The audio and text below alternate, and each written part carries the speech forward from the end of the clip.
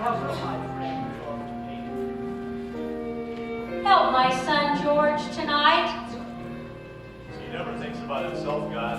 That's why he's in trouble. George is a good God. Give him a break, God. I love him, dear Lord. Watch over him tonight. Please, God, something's the matter with Daddy. Please bring Daddy back. Hello, Joseph. Trouble? Looks like we'll have to send someone down. A lot of people are asking for help for a man named George Bailey. George Bailey? Yes, tonight's his crucial night. You're right, we'll have to send someone down immediately. Whose turn is it? That's why I came to see you, sir. It's Clarence's turn again. Oh, hasn't got his wings yet, has he? We passed him up right along. Because you know, sir, he's got the IQ of a rabbit. Yes, but he's got the faith of a child. Simple. Joseph, send for Clarence. You sent for me, sir?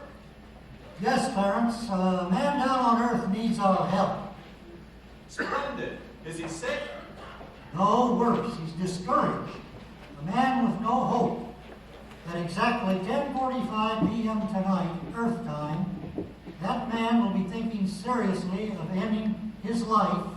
And Clarence, this man has never accepted God's greatest gift. Oh, dear, that's tragic. I've only got an hour to dress. What are they wearing now? You will spend that hour getting acquainted with George Bailey. Sir, if I should accomplish this mission, might I perhaps win my wings?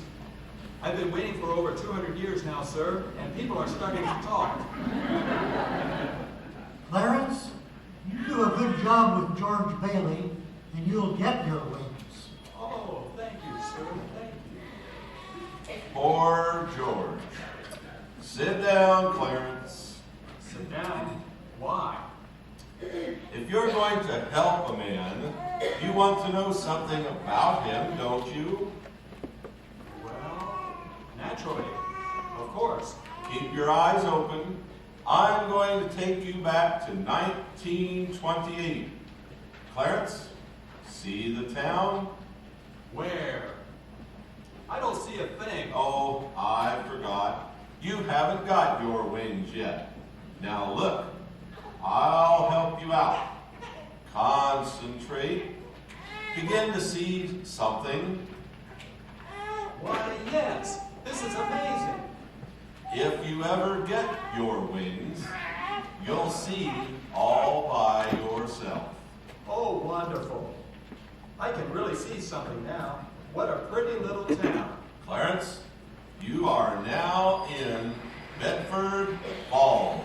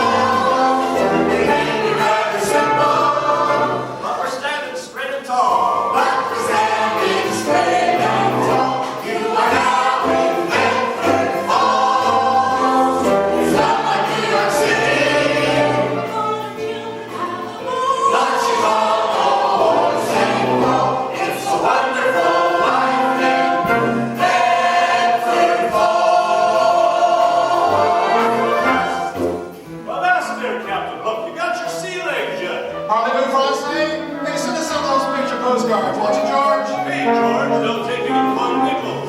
George, you gotta be away from salt.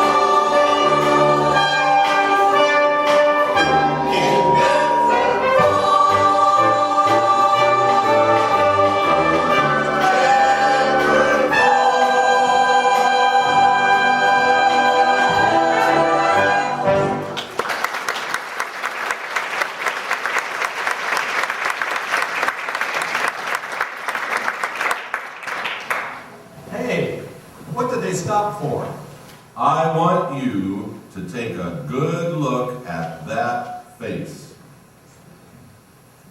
Who is it? George Bailey. Is he my man? Yes, that's your man. It's a good face. I like it. I hope I'll like George Bailey. Oh, you will. But why does he want to get out of this pretty little town? Everyone seems so nice. Wait and see. No.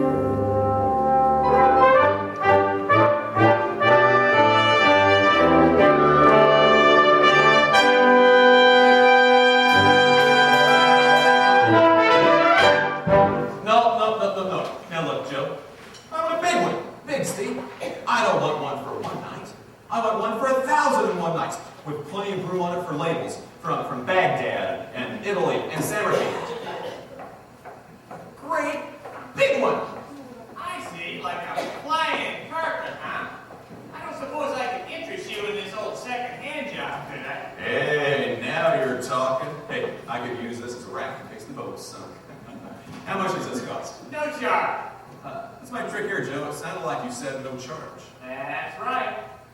Hey, what's my name doing on here? That's a gift from old man Gow. Came down and picked it out himself. Oh, he did. Oh, what do you know about that, Michael Boston? Hey, George. I see you got your bag. Oh, Mr. Gower, thank you ever so much. It's exactly what I wanted. Don't mention it, George. The least I can do for you after all you've done for me. Hey, George, I see you got your bag. Well, where are you going, eh? Italy, maybe? Italy, France, Spain, you name it. Oh, George, if you go to Italy, you have to see my mother. Not before he sees my mother first. Hey, I'm probably going to be moving so fast, I won't have time to see anybody's mother. Hey, you're not moving too fast right now. Mother just said we better get moving if we're going to get home for dinner before the graduation dance tonight. Look at Mr. Gower just got me, Mother. It's perfect. I'm ready to go to Europe. Hey, but first we got to get home and get ready for the dance. Oh, Harry, I told you I wasn't sure if I wanted to go. You know, all those kids. You mean little kids like me, George Bailey? Oh, Clive, that's some dress you got in there. Oh, this whole thing? I only wear it when I don't care how I look. Well, I hope to see you at the dance later tonight with all those other little kids. Come to me. Like that? I mean, there's broad daylight. If there's not a law, there ought to be one. George, I'm so glad I came. Your father wants to know if you've seen this week's deposit slip. Mr. Potter was asking to see them. You know he's on the board now. Sure, I left them with Uncle Billy like I always do. Oh, that's what I was afraid of. Well, Uncle Billy, I guess we'll just have to keep looking until we find them. Sure we will. I bet there was last week's, those are, George, did you see those by any way? Now, Billy. All right. I just thought George liked to help out the old Bailey building and loan one last time before a big trip for old time's sake. Oh, now, Uncle Billy, Harry will take good care of you. Like, he'll have that building and loan running so smooth that pretty soon you'll forget about old George Bailey. Now, George, I know Harry will be all right. He's smart and everything, but we can never forget about you, George. After all, Bedford Falls will never be the same without you. After all you've done. That's right, Uncle Billy. When I was only 9 years old, I fell into the ice. The water was so dark and cold, but George did not think twice. He jumped right in there after me and saved his brother's life. Now that's George Bailey to me. Remember, George? I made a huge mistake with poison from the shell. I set it out as medicine. I could blame no one else. Why, this brave boy confronted me and saved me from myself. Now that's George Bailey.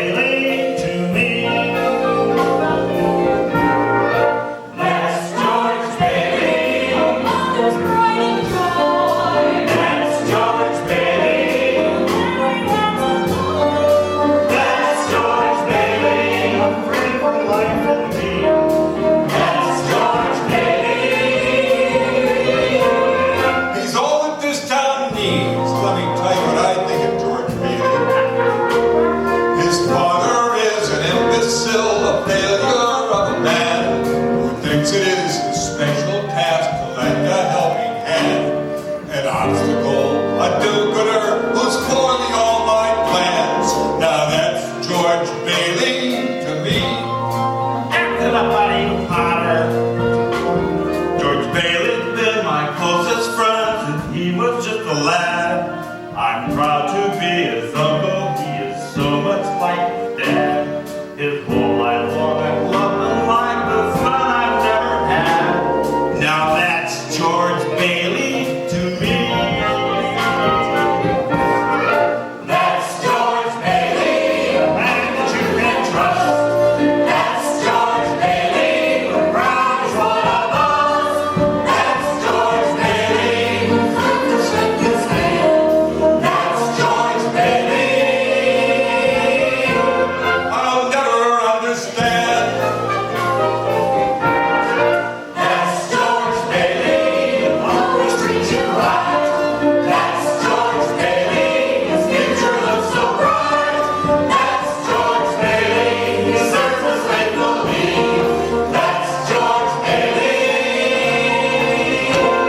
a man you can believe. That's George Bailey, who always treats you right.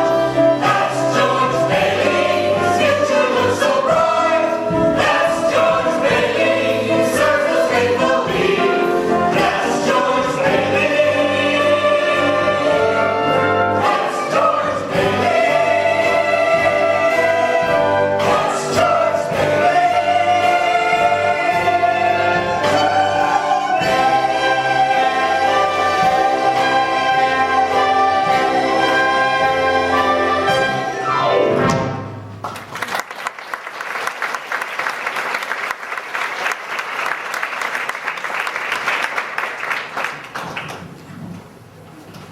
Everybody sure seems to like George.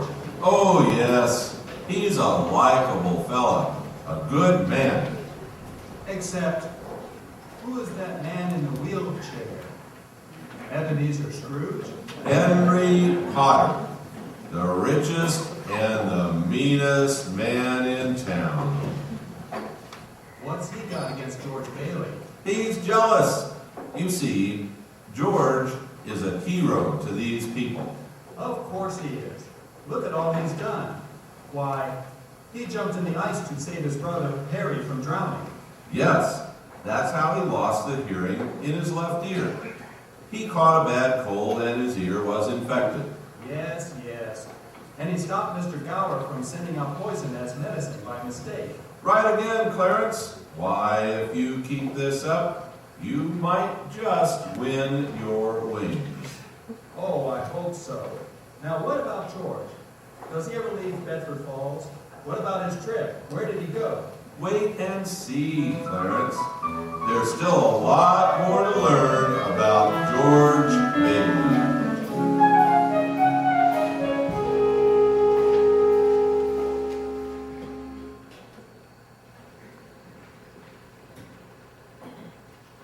George, Harry, come to dinner. Everything's getting cold. Okay, Mom. Boy, oh boy, my last meal at Old Bailey boarding house. Harry, No time to eat, Mom. I'll get something at the dance. Hey, Pop, can I have the car? I gotta take over lots of plates and things. What plates? Oh, Mom, I'm head of the Eats Committee. We only need a dozen or so. Oh, Harry, not like that's Helen. Oh, Mother, let him have them. I hope you have a good trip, George. Your Uncle Billy and I are sure going to miss you. I'm gonna miss you too, Pop. Hey, you look a little bit tired. Oh, I had another tussle with Potter today. Oh, Thought once we put him on the board of directors, why, he'd let up on us. I wonder what's eating that old money-grubbing buzzard anyway. Oh, he's just sick. Frustrated and sick. He's sick in his mind and he's sick in his soul if he has one. Hates everybody that has something he can't have. Hates with us especially, I guess. Gangway, gangway. So long, Pop. So long, son. Harry, you put your things in the car, and I'll go get your tie and studs together. Okay, Mom. Hey, you coming later? You coming later, George? What, to be bored to death? Lots of pretty girls. Who's in tonight, son? Pop. No, son. Just a little. Not one drop. Boys and girls and music. Why do they need gin? Say, Pop, did I act like that when I graduated high school? Pretty much. Pretty much. You know, George, I wish we could send Harry to college with you. Your mother and I talked it over half the night. Oh, Harry and I had that all worked out. You see, Bill took over my job in the building alone, worked there 4 years, and then he'll go. He's pretty young for that job. No younger than I was. Well, maybe you were born older, George. How's that? I say maybe you were born older. I suppose you've decided what you're going to do once you get out of college? Well, you know, all that stuff I've always talked about. Build things, plan modern cities, design skyscrapers, all that stuff I've always talked about. Can get that million before you're 30, huh? Oh, I'll sell for half that in cash. Well, still, of course, it's just a hope. But you wouldn't consider coming back to the building alone, would you? Mom, why don't you just go ahead and have a seat? That way you can hear everything and be more comfortable. I know it's soon to talk about it. Oh, but Pop, there's a whole world out there I want to see. Things I want to do. I know there are, son. George, you know what? Sometimes happiness is right in front of us, and you just can't see it. Your mother's right, son. But wherever you go, whatever you do, remember to trust in God and follow Him completely. Yeah, but Pop, I just don't want to stay around Bedford Falls. I mean, I couldn't face the rest of my life being cooped up in a shabby little office. Oh, Pop, I'm sorry. I'm sorry, Pop. I didn't mean that. But it's just this business of nickels and dimes and spending your whole life trying to save 3 cents on a length of pipe. I go crazy, Pop. I want to do something big and important. Doggone it, George. In our shabby little office, I feel that we are doing something good, even in a small way. A man is naturally going to want a roof, fireplace, walls, and we're helping him to get those things. A roof and a fireplace, a porch and a swing, a white picket fence, a doorbell to ring. A small cozy kitchen, a bedroom or two, a garden to tend, a moon, a view. You don't need a castle to feel like a king. You just need a place to call your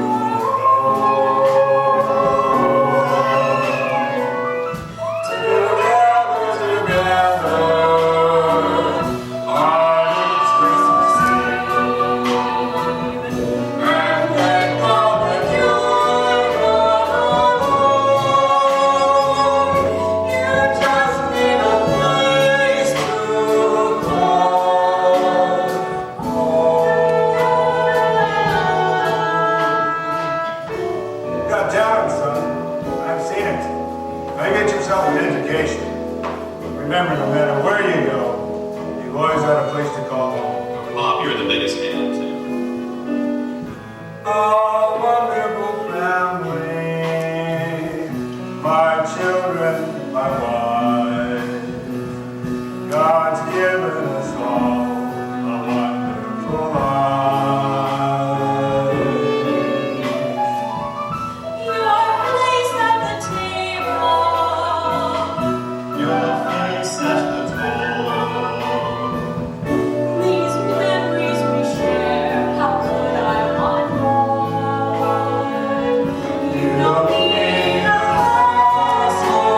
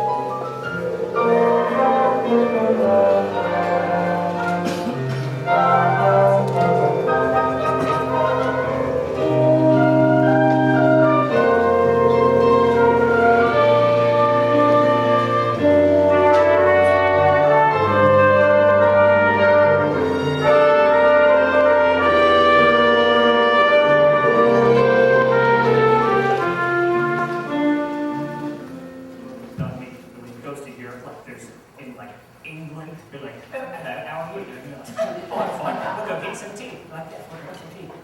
And they eat those little biscuit things and they're in the water. And the other day, they're kind of fishing. Me and Joe went down to the water hole and we were fishing. And he was trying to catch fish. He's like, whoa, I'm catching fish. And he ended up catching a turtle and a bit on his nose. He's like, oh, I got a turtle. It's crazy. Why?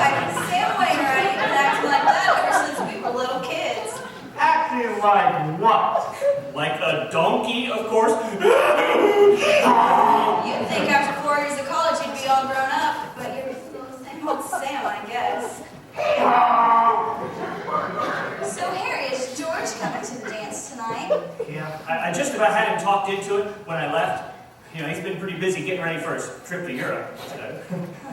I hope so. I really like George. Yeah, well, Mom says you like every boy. What's wrong with that? Well, here comes George. Hello.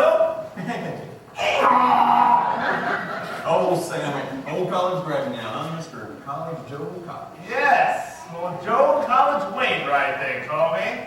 Well, freshman, looks like there's still some hope for you after all. Hiya, George. Hello, Bible. Would you like to dance with me? Well, Come on, Georgie, porgy. George, go on. Hi, Marty, what do you know? It's old home week. Do me a favor, will ya? What was that? Well, you remember my kid sister Mary? Yeah. You dance with her, will ya? Oh, I don't know, Marty. I mean, I feel silly enough with all these kids around. Oh, come on, be a sport. Just dance with her one time and you'll give her the thrill of her life. But I asked first. Hey, sis! Excuse me, Bible. Hey, Marty, don't be too long, all right? I really don't want to be a babysitter for... You remember George? This is Mary. Well, I'll be seeing you. Hello. Hello. Well, you look at me as if you didn't know me. Well, I don't. You pass me on the street almost every day. Me? Mm-hmm. No. That was some little girl named Mary Hatch. That wasn't you.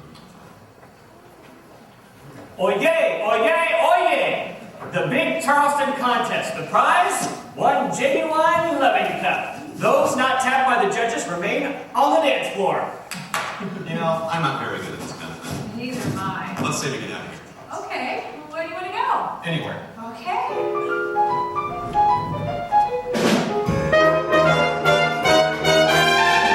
Would you like to dance with me?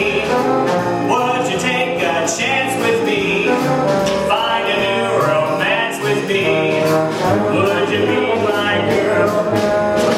Would you like to dance with me? Change your circumstance with me? Beat the blues and set you free? Would you be my girl?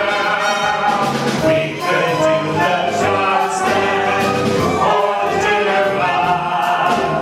And when you're not looking, I might steal a hug. And a kiss. Would you like to dance with me? Share a secret dance with me? Boy, I want some friends with me. We could go the world. If you'll pardon this advance, I'd simply like to ask for a chance. Would you like to dance with me?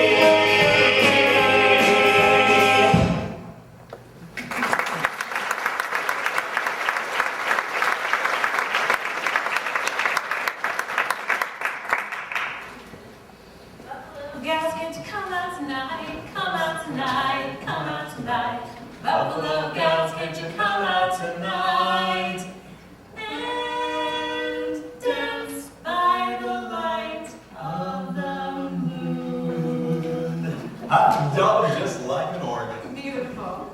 Hey, you look wonderful. You know, if it wasn't me talking, I'd say you were the prettiest girl in town. Well, why don't you say it? I don't know. Maybe I will. Say, how old are you? 18. 18? Well, it was just last year you were 17. Too young or too old? Oh, no, just right. Your age fits you. You know, I think I'm going to throw a rock at old Granville place. Oh, no, George, don't. Oh, I love that old place. Oh, no, you see, you make a wish, and then you try and break some glass. You got to be a pretty good shot nowadays, too. Oh, no, don't. full of romance, that old place. I think I'd like to live in it. In that place? Mm-hmm. Oh, I would live there as a ghost. Now watch this. Second floor.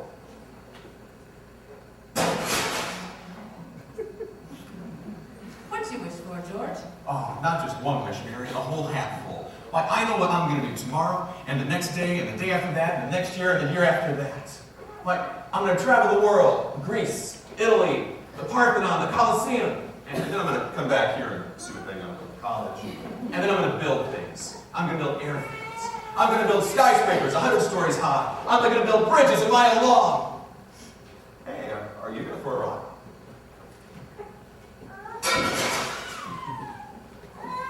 Hey, not bad. What'd you wish for, Mary? Buffalo girls, can't you come out tonight? Can't you come out tonight? Can't you come out tonight? Buffalo girls, can't you come out tonight? And dance by the light of the moon. What'd you wish for when you threw that rock? Oh, no. Oh, come on, tell me. Well, if I told you, it might not come true. What does he want, Mary? What'd you wish for?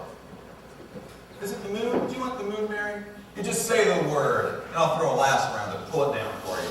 Well, I'll take it. And then what? Well, and then you can swallow and see what the moon means and all this on. And then can fly your fingers and your toes and the ends of your hair.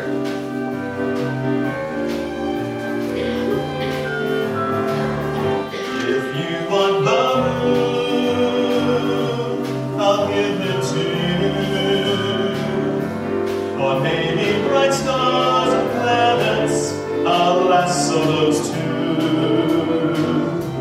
Just tell me your age, and I'll tell you mine. You will see in time. I'll give you the moon.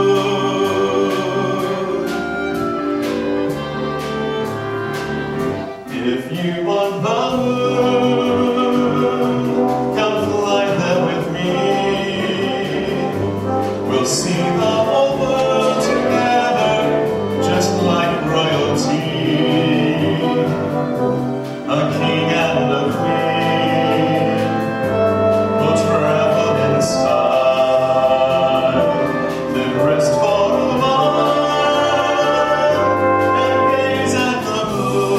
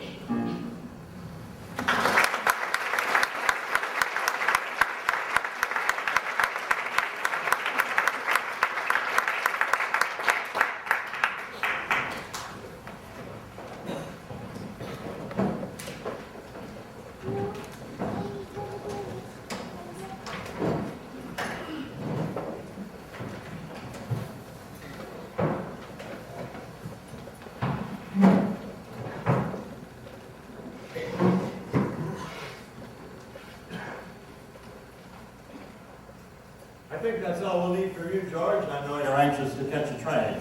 Yes, I have a taxi waiting downstairs. I want the board to know that George here gave up his European vacation this summer to spend time with us in Bedford Falls, straightening out some matters here at Bailey Building and Loan. Now, he's off to college. We want to wish him good luck. Thank you. And now then we can get to the real business of this meeting, which is to select a successor to our dear departed friend, Peter Bailey. Mr. Chairman, I'd like to get to my real purpose. I maintain that this institution is not necessary to this town. I therefore make a motion that this institution be dissolved and that its assets and liabilities be turned over to a receiver. George, did you hear what that old puzzle just said? Mr. Chairman, it's too soon after Peter Bailey's death to discuss killing the building alone. Peter Bailey died 3 months ago. I second Mr. Potter's motion. Very well then, gentlemen, if that's the case, I'd like to ask the 2 executive officers to withdraw from the meeting. But before they do, I want everyone on the board to join me in expressing our deep sadness and sympathy at the passing of Peter Bailey. It was his patience, his perseverance that are responsible for this organization. Thank you very much. I'll go farther than that. I'll say that to the public, Peter Bailey was the building and loan. No, that's fine, Potter, coming out of you, considering you're the one who probably drove it to its brain. Peter Bailey was no businessman. That's what killed him. Oh, I mean him absolutely no disrespect. God rest his soul. He was a man of high ideals, so-called, but ideals without common sense can ruin this town. Take this loan here to Ernie Bishop, you know, that fellow that sits around on his brains all day in his taxi. Now, I happen to know that the bank turned down this loan, and yet he comes here and we're building him a house worth $5,000. Why? Well, I handle that loan, Mr. Potter. Well, you have all his papers right there. His salary, his insurance, and I can personally vouch for his character. Friend of yours? Yes, sir. You see, if you shoot pool with an employee here, you can come and borrow money. Now, what does that get you but a lazy, discontented rabble instead of a thrifty working class? And all because a few starry-eyed dreamers like Peter Bailey filled their head with a set of impractical, impossible ideas. Now, I say... Oh, hold on a minute there, Mr. Potters. Wait a minute. Now, when you say my father's no businessman, that's right. I know that. We all know that. Why he even started this cheap penny alley building alone, I'll never know. But neither you nor anybody else can say anything about his character. Why, in the 25 years since he and Uncle Billy started this place, he never once thought of himself. Isn't that right, Uncle Bill? Well, he didn't save enough money to send Harry to school, let alone me. But he did help a few people out of your slums, Mr. Potter. And what's wrong with that? You're all businessmen here. Doesn't that make them better citizens? Doesn't that make them better customers? What's that you said a minute ago? A man ought to wait and save his money before he even ought to think of owning a decent home? Wait? Wait for what? Wait till his children grow up and leave? Wait until he's so old and broken down that they... One more thing, this rabble you're talking about. Well, they do most of the working and the paying and the living and dying in this community. Well, is it too much to ask of them to work and to pay and to live and die in a couple of decent rooms and a bath? My father didn't think so. To him, they were human beings. But to you, a warped, frustrated old man, they're cattle. Well, in my book, my father died a much richer man than you will ever be. I'm not interested in your book. I know very well what you're interested in. You're interested in something you can't get your fingers on, and it's galling you. Oh, I've said enough. But listen, you're the board here. You do what you want to with this thing. But one more thing. This town needs this measly one-horse institution, if just for no other reason than people have a place to come without having to crawl to Potter. Come on, Uncle Billy. Sentimental hogwash. No, I say. No, boy, oh boy, George, that was telling him. You shut him up. You should have heard him. Well, I heard a lot of yelling. Now tell me what happened. Well, we're being voted out of business after 25 years. But easy come, easy go. I can get another job. After all, I'm only 55. Oh, Billy, you're 56. Oh, here's an ad. Help wanted female. Tell me, George, you gotta get in with me on this old classes business. What are you talking about, Sam? I got a deal coming up that's pretty big. It's gonna make us all rich. Remember the time you told me about you read in a magazine about a guy who made plastics out of soybeans? Huh? What? Soybeans, yeah. Well, I told Father about the idea. He snapped it up, and we're building a factory right outside of Rochester. How do you like that? Rochester? Oh, why Rochester? Can you think of anywhere better? Well, why not right here? Do you remember that old machinery and tool works? You tell your father to get picked out the first saw, and all the labor he wants to. Like, half the town was thrown out of work when they closed in. Is that so? Well, I'll tell him. Oh, that sounds great. Oh, boy, I knew you'd come through. Now listen, you got any money? Money? Yeah, a little bit. No, Sam, I can't. I'm going to college. I'm telling you, George, this is going to be bigger than radio. And you're going to get in on the ground floor.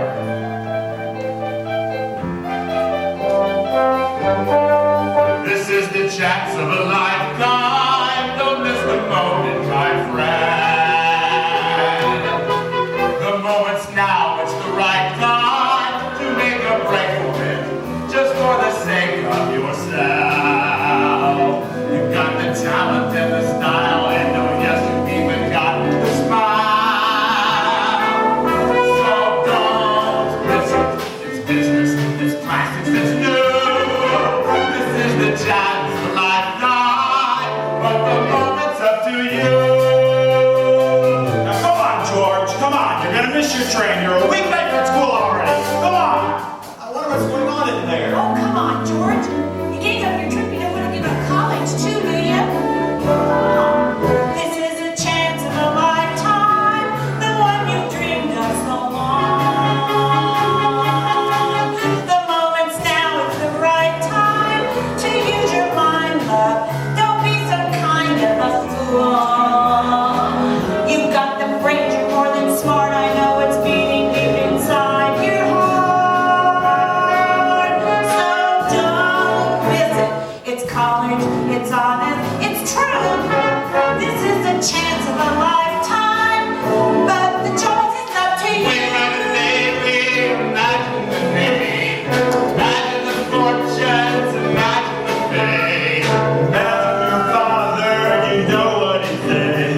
A barely in college, don't throw it away. The chance of a lifetime does not come along every day.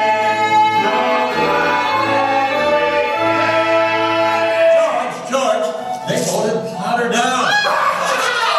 They want to keep it alive. But there's one condition. They want George here to be executive secretary in his father's place. But no, George, no. This is the chance of a lifetime. Don't let this moment pass by. You don't do it, George. You're going to go with Potter. Now is the right time.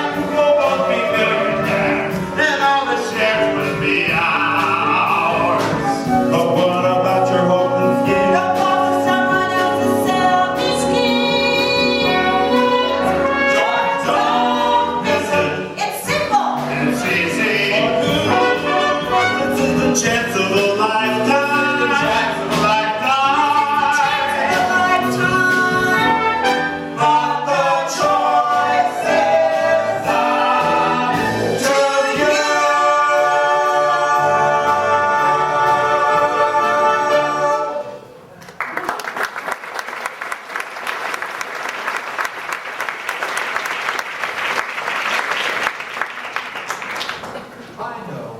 I know. He didn't go. That's right. Not only that, but he gave his school money to his brother Harry and sent him to college. Harry became a football star, made second team All-American. Poor George. He just can't seem to get a break. What happened to him? George got 4 years older, waiting for Harry to come back and take over the building and loan.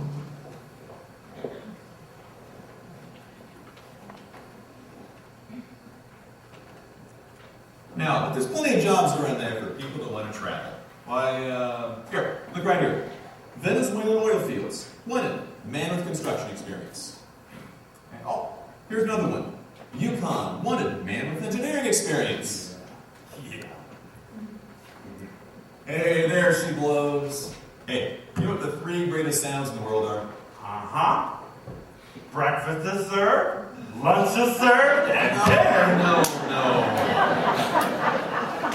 Anchor chains, plane motors, and train whistles. Hey, there he is now. Oh, Phi Beta Captain Bailey All-American. How are you? How are you? If it isn't old George, Geographic Explorer Bailey, huh? Uncle Billy, you haven't changed a bit? Well, no one ever changes around here. You know that. Boy, am I ever glad to see you. Hey, say, where's Mother? She's home cooking the fatted calf. Come on, let's go. Oh, wait. I want you to meet somebody. Hello. Hello. How do you do? Ruth Dinkin. Ruth Dinkin Bailey, if you don't mind. Well, I wired you. I had a surprise, and here she is. Meet the wife. What do you know? Oh, wife. Congratulations. Congratulations. Oh, what am I doing? Congratulations! Harry, why didn't you tell somebody? Hey, what's a good-looking girl like you doing marrying this two-headed brother of mine? Well, it's purely mercenary, I tell you. My father offered him a job. Ooh, so he gets you and a job, huh? Well, Harry's cup runneth over.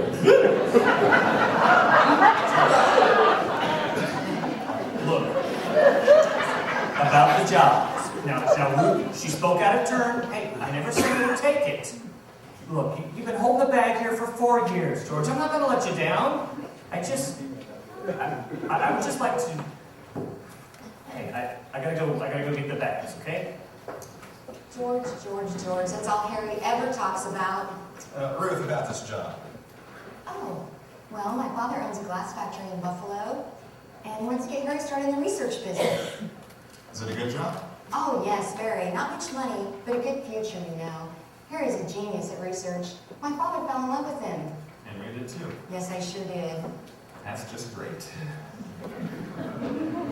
All right. I can't wait for you to meet Mother.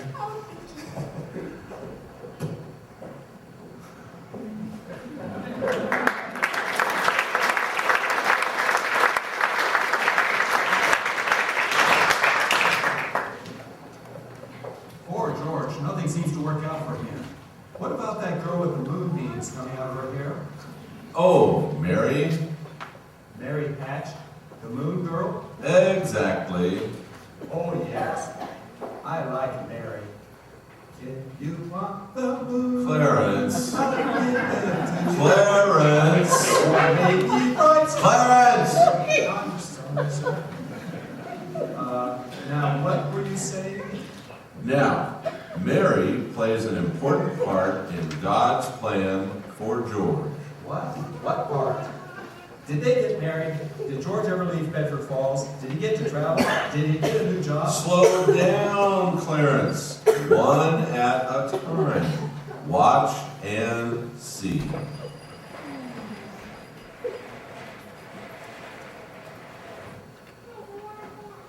There's more cake in the kitchen. Oh boy, that feels so good. I can spit out powder. I think it will.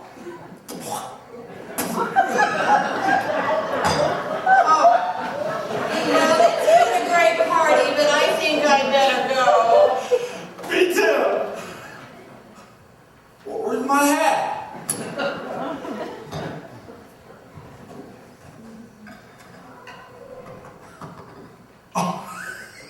Thank you, George.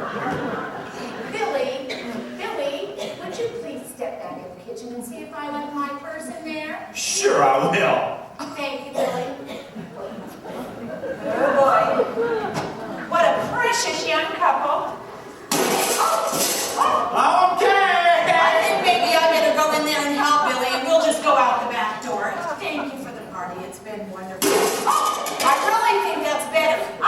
Hey, are you all right? Oh, now Irish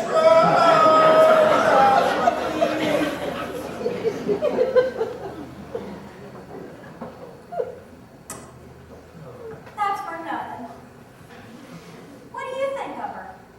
She's swell.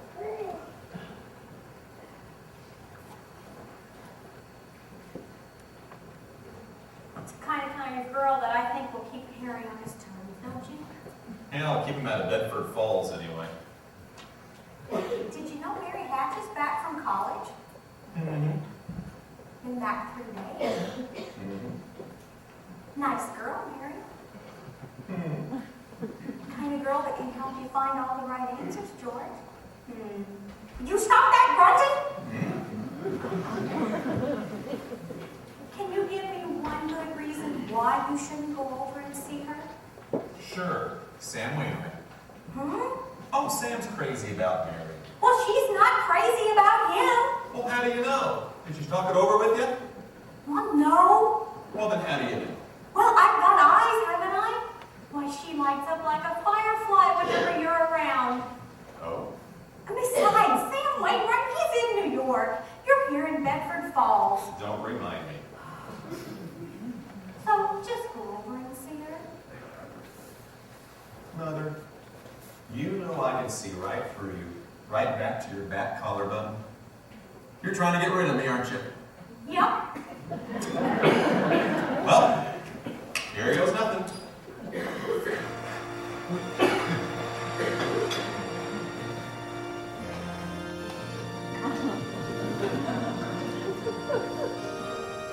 All right, dearly beloved, I now pronounce you man and wife. George Bailey, you may kiss the bride.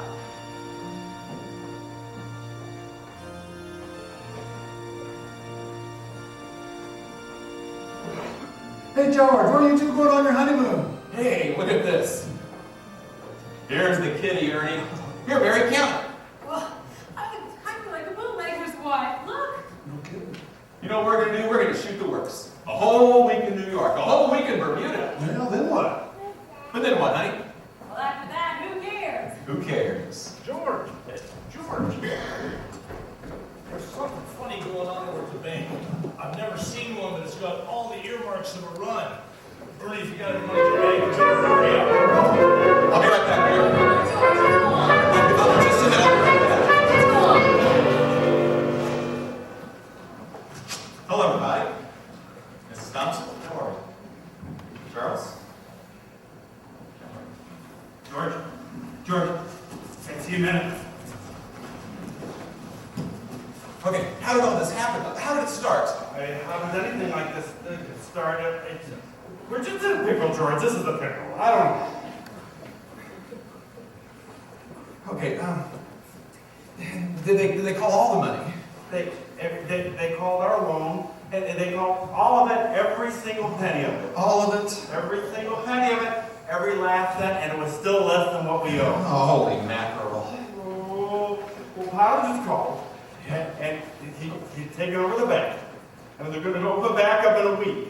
And he said he would guarantee our people to. But he said, we're supposed to tell them to take their shares to the bank, and he'll pay 50 cents on the dollar.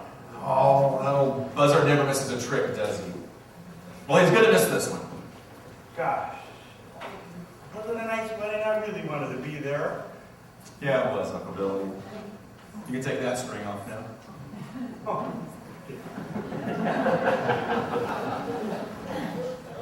Yeah, just remember, folks, it's not as dark as it seems. I've got some news for you. We just talked to old man Potter, and he's guaranteed cash payments at the bank.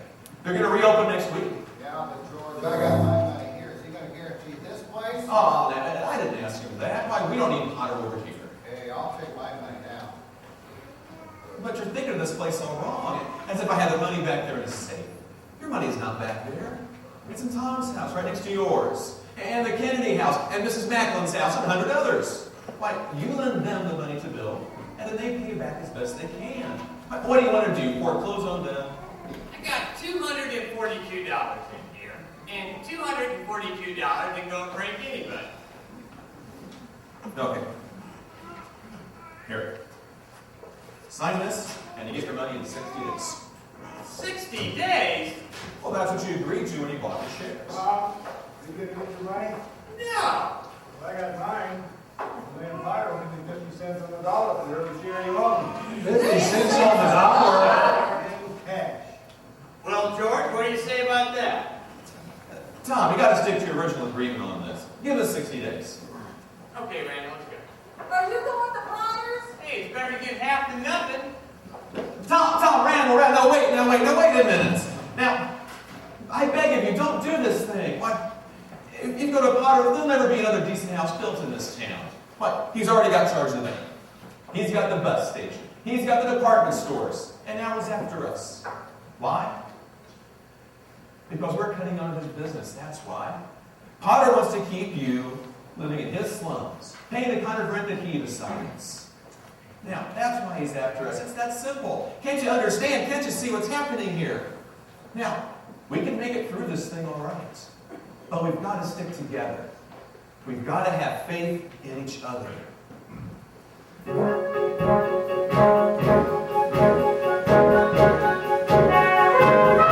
I know that things look bad, I know that things look bleak. It's only temporary, just give the bank 1 week. And don't go run to Potter, because you're in a bind. Till Dave will lend you money, but from then on rob you blind. That's why we've got to stick together, that's what we have to do. Just like we're sister and brother, that's how we'll make it through. We've got to stick together until we're stuck like glue. Have faith in one another, that's how our dreams come true. Now Tom, you had a shack in that old Potter's field. You paid him all that high rent for such a lousy deal. Now Ed, have you forgotten last year when things weren't great?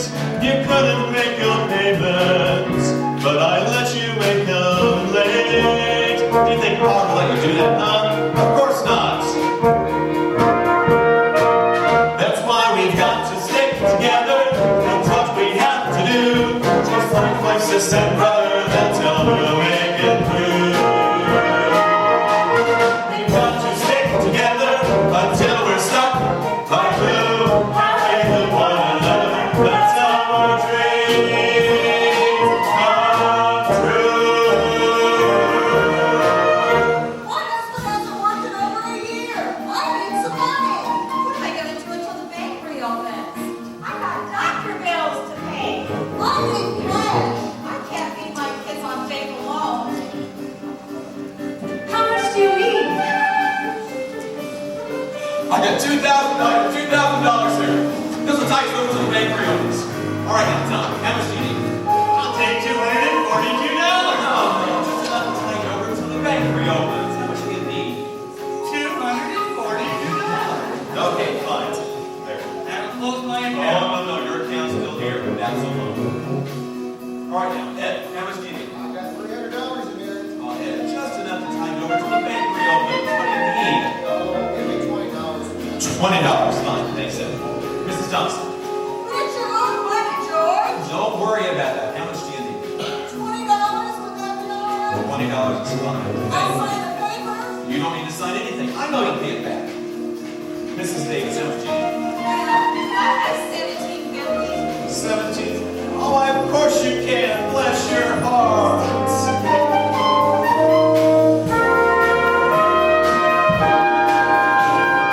Got to stay together. That's what we have to do. Just like my sister and brother, that's how we'll make it through. We got to stay together till this time we're stuck like glue. Have faith in one another. That's how our dreams come true.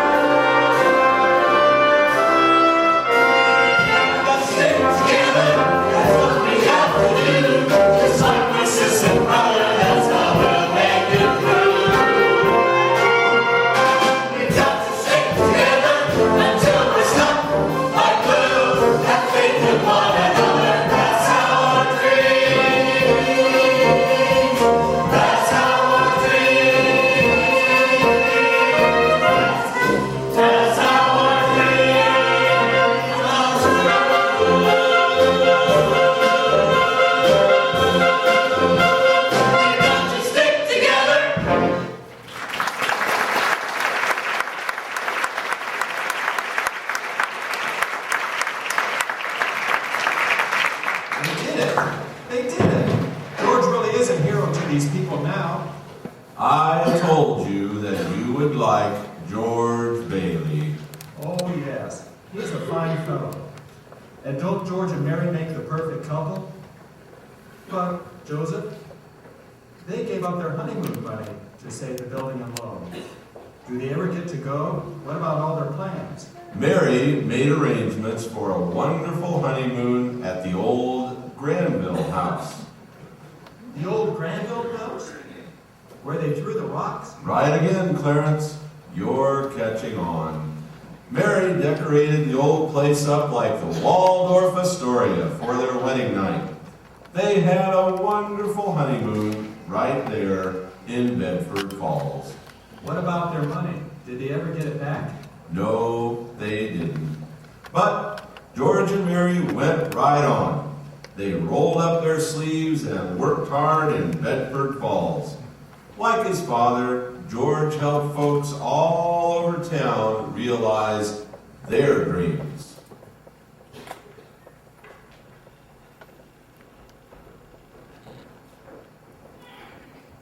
Mr. and Mr. Martini, welcome home. She's all yours. Mama, man, what did he say? Me, Giuseppe Martini, I own my own home. No more we live like pigs in Potter's Wood. And now we have our own place in Bailey Park.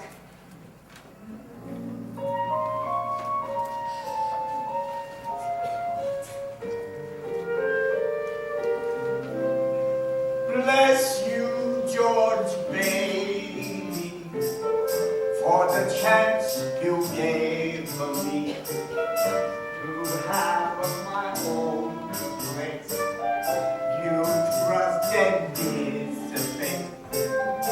You are like a family.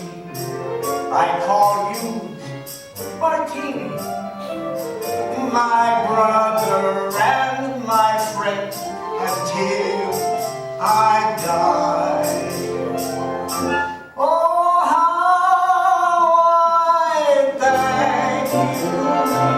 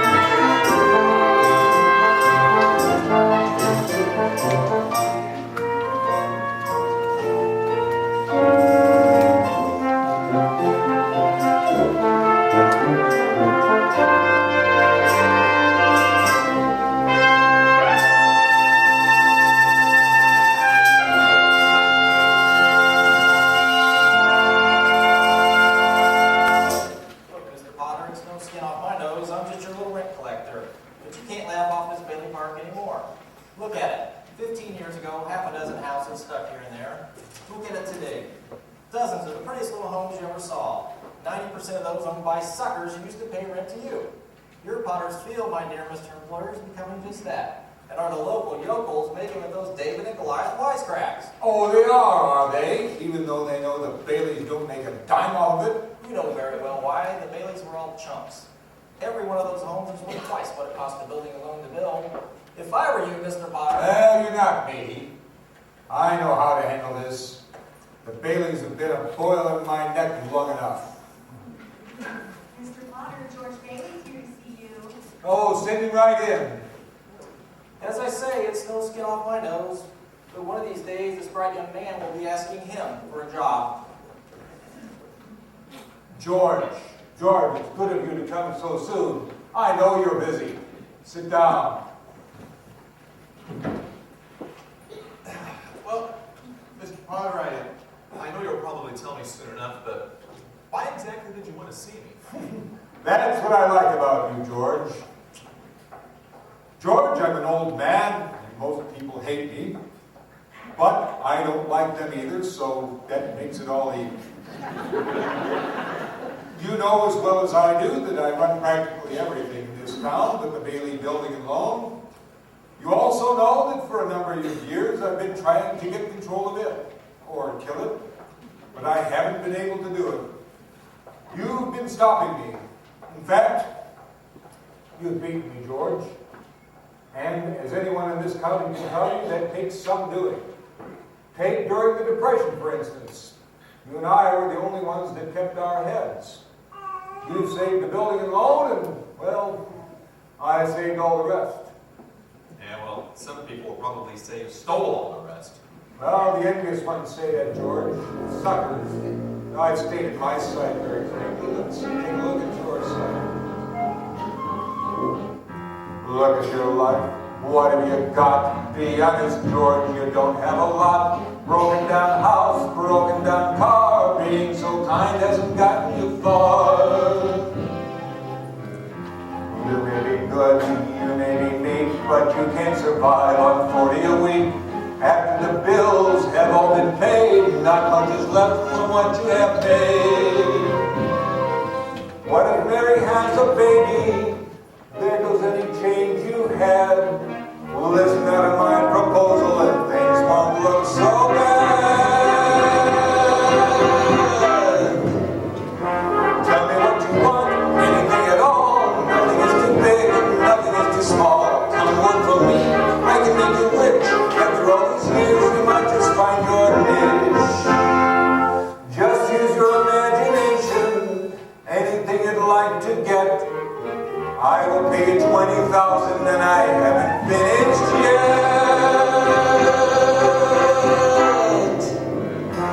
Tell me what you want, don't look at the price. If you want the fairest, buy something nice.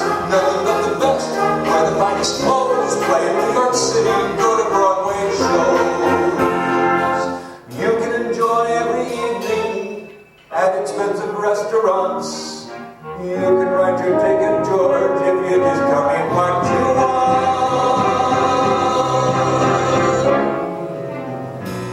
What do you think? What do you say? Listen, my boy, it's your lucky day. Quick, close your eyes. What do you see? It can be yours if you agree. No more distress, no more strain. The building and loan no longer a pain. Everyone else left you behind. Now is your chance to find peace of mind.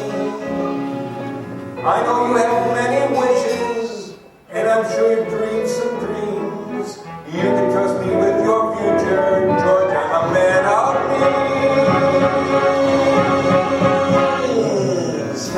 Tell me what you want, let me make it clear. You can do a lot with 20 grand a year. If it's not enough, make it 25. The moment you have waited for has just arrived. I know you're not used to money. Living well is not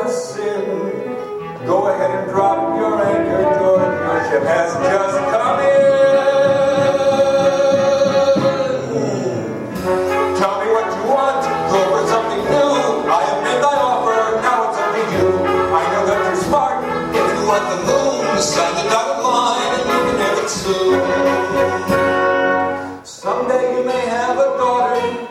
She could be a debutante. Do it for your family, do it for yourself.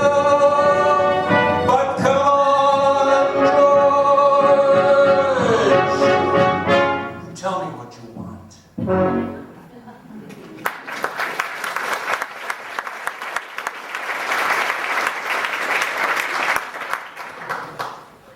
You're not talking to somebody else around here, are you? This is me. Remember me? George Bailey? What about the set building and loan? Confounded, man. I'm offering you a 3-year contract at $20,000 a year. Now, is it a deal or is it? Well, I know I ought to jump at the chance, Mr. Potter, but I was wondering if I could, well, would it be possible for me to have 24 hours to think it over? Sure. Go home and talk it over with your wife. I'd like that. Okay, George. Okay, Mr. Potter.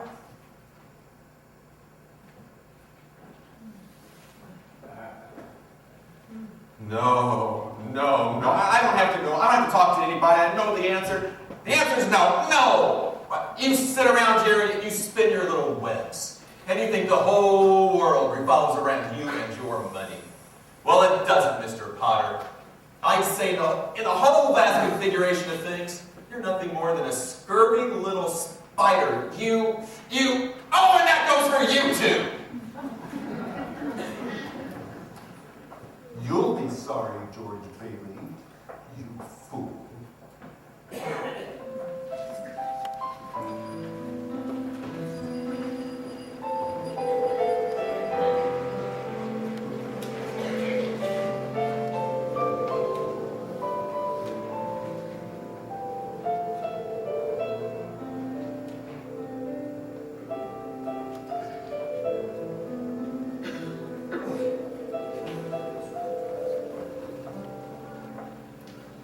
Buffalo Scouts, can you come out tonight? Come out tonight.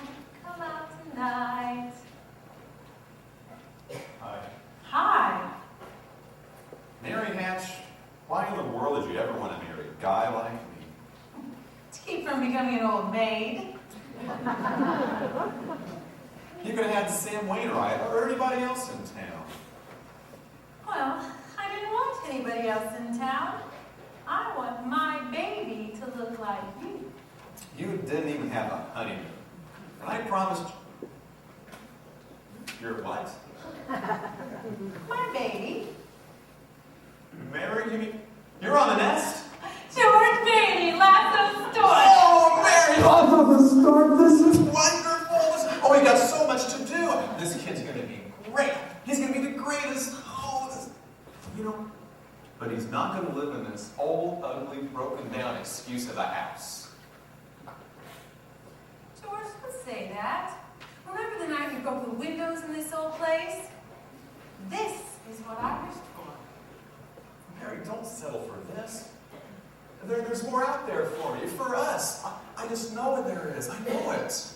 George, being you in this house, it's the answer to my prayers.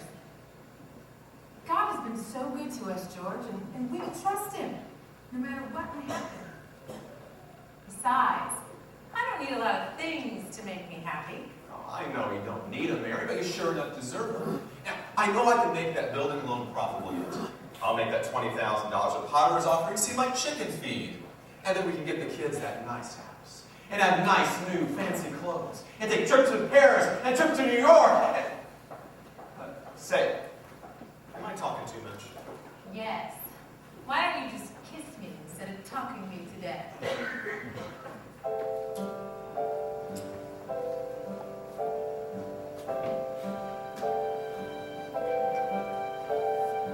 Wasn't sure I'd meet you.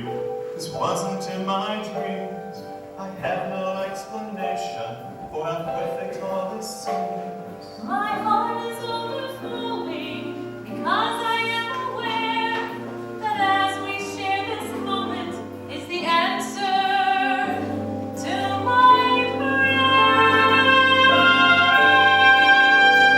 It's a wonderful night, just know me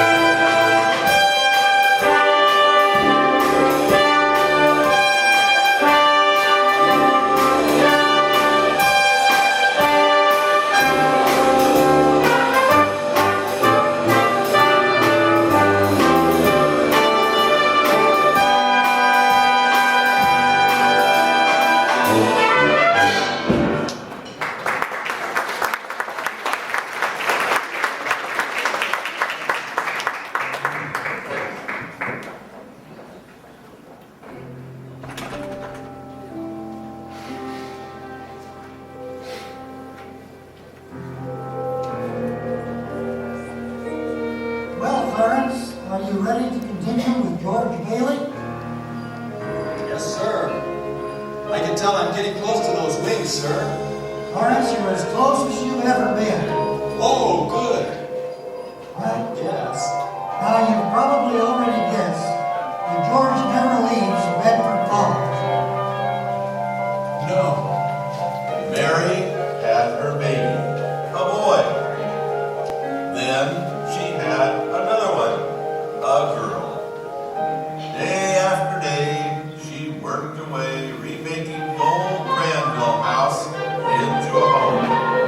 Night after night, George came back from the office.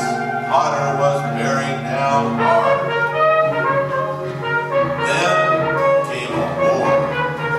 Mary had 2 more babies, but still found time to run the USO. Sam Wainwright made a fortune in plastic hoods for planes. Potter became head of the draft board. Cousin Tilly and Uncle Billy sold war bonds. Bert the cop was moving in North Africa, got the Silver Star. Ernie, the taxi driver, he parachuted into France. Harry Bailey topped them all. A Navy flyer, he shot down 15 planes. 2 of them as they were about to crash into a transport full of soldiers. Yes, but George? George, 4F on account of his ear. George fought the Battle of Bedford Falls. Joseph, show him what happened today. Today? Ah, yes. Today is the day of days. Christmas Eve. Christmas Eve? Why, that's my favorite day of the year. Oh, please show me, Joseph. Please show me. All right. Look and see.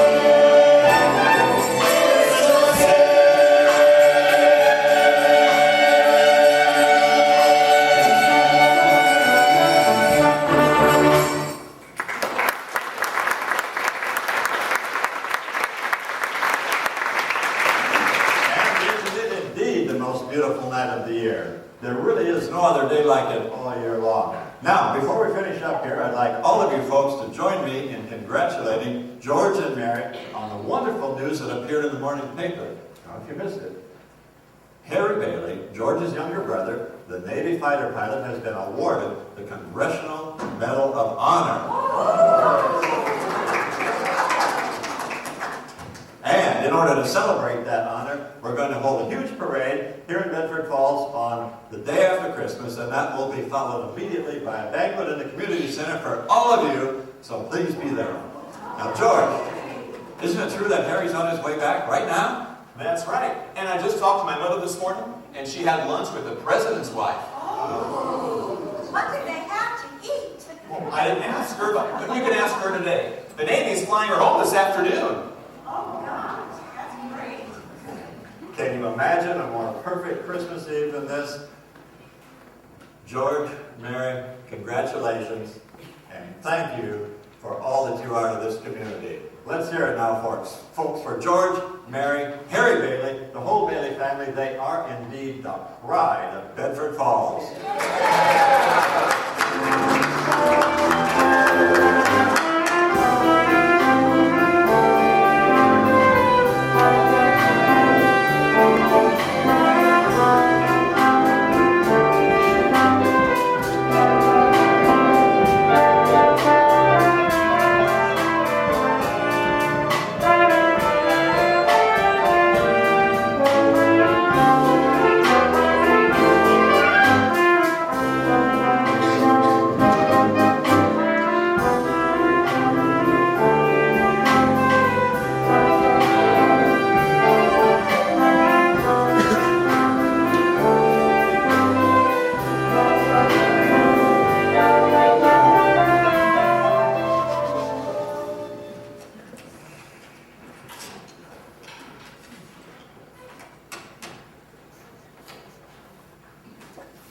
December 24th.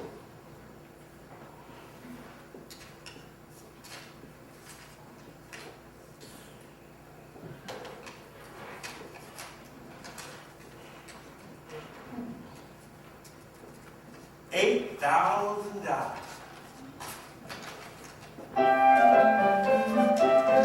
Good morning, Mr. Potter. What's the news? Harry Bailey wins Congressional Medal? That could be one of the Bailey boys, could it? You can't hit those Bailey brothers down. You can't keep those Bailey brothers down. All of you Scarleton and Steve and Brown, and front page news attended up to town. You can't keep those Bailey brothers down. You can't keep those Bailey brothers down. How does Slacker George feel about those medals? Harry Johnson, he only lost 3 buttons off his medal, but if George would have gone, he probably would have won 12 medals. Man eater. Harry fought so bravely in the war, while George worked so hard to mind the store. You see, the bandits what a family's for. Hogwash. I can't take this anymore. You can't keep those Bailey brothers down. You can't keep those Bailey brothers down. You know, after all, Potter, some people like George had to stay home. Not every hero was in Germany or Japan. Knock us down, we'll get up again. We stick together, we're thicker thin. When we're down and out for the count, just be careful, don't count us out. Hurry up and fire, get the Bailey brothers down. You can't keep the Bailey brothers down. No matter how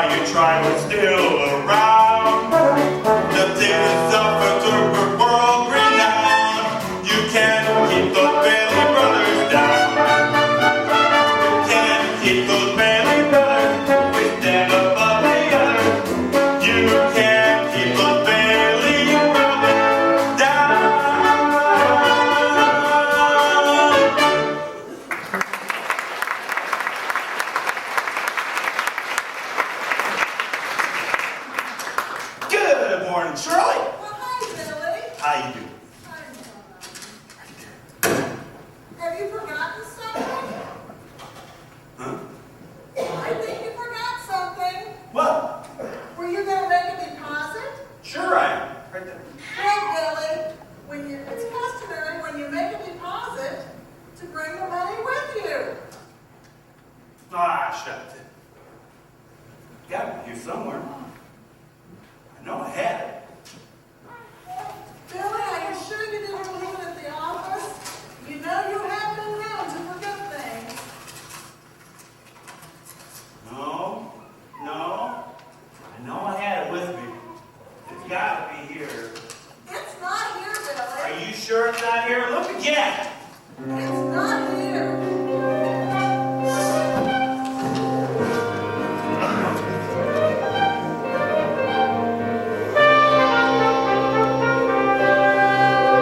So you can't keep those Bailey brothers down. So you can't, can you? Unless one brother is a clumsy clown. Now this is my idea of lost and found. You can't keep the Bailey brothers down. So you can't keep the Bailey brothers down. It looks like I've got those Bailey brothers down.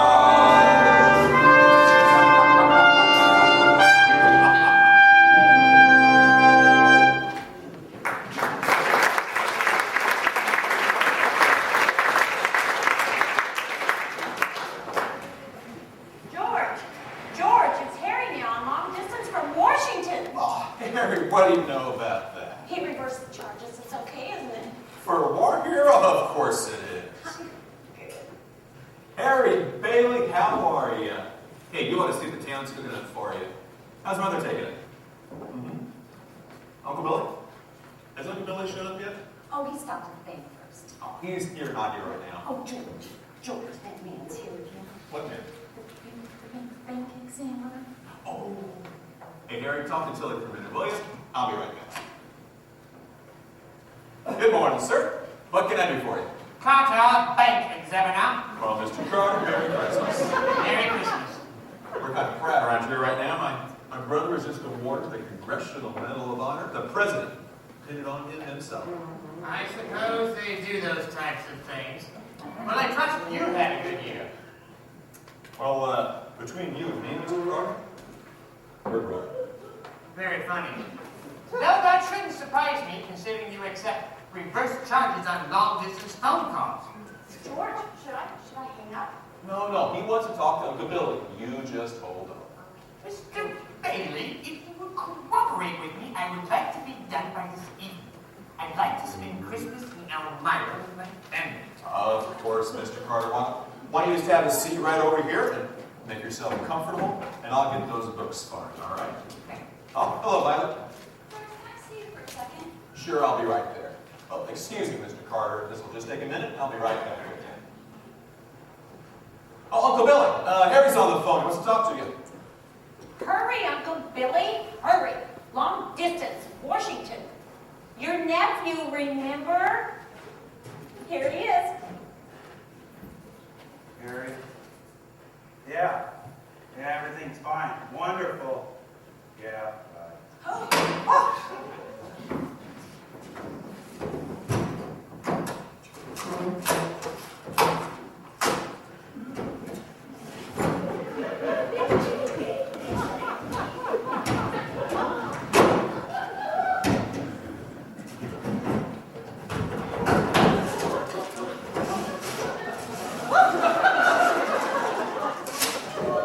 $8,000. I should have my head examined. What did you say?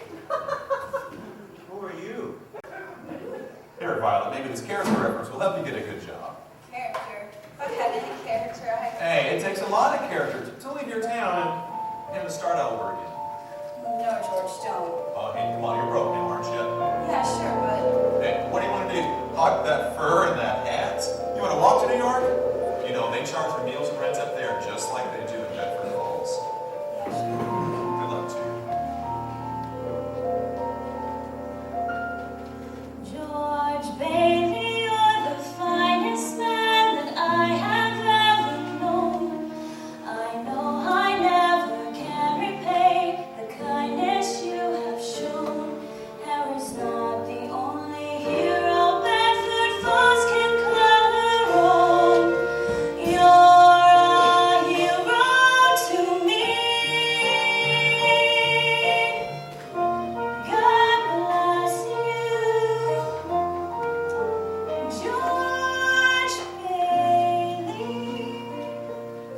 I know you, George Bailey. Say hello to New York for me. What's that? Oh, Merry Christmas, Bob. Merry Christmas, George. Oh, Mr. Carter, I'm sorry. Hey, Uncle Billy, the bank examiner's here. And... Uncle Billy? The bank examiner's here. What's wrong? He's here? Yes, and he wants the accounts payable. Uncle Billy, what's the matter?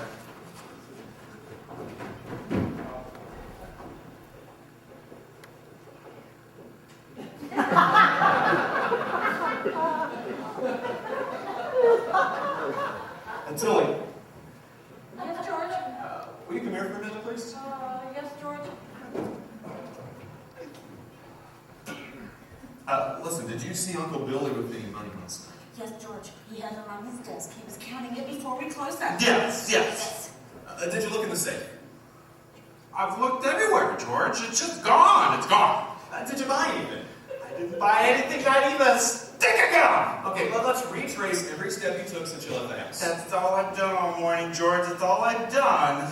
Okay, look, you put the money in an envelope. In your pocket. Yeah, maybe. Maybe, Uncle Billy. We don't need maybe. We've got to find that money. I'm sorry, George. I'm sorry. I'm so good to you. Is there any place in the house you could put it?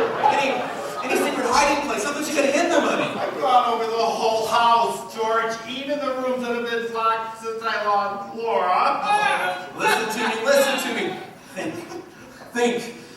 I can't think anymore, George. I can't. It hurts. Listen to me, you stupid, silly old fool. We've got to find that money. Do you know what this means? This means bankruptcy and scandal and prison. That's what it means. Let's go to jail. Really? Let's not get me.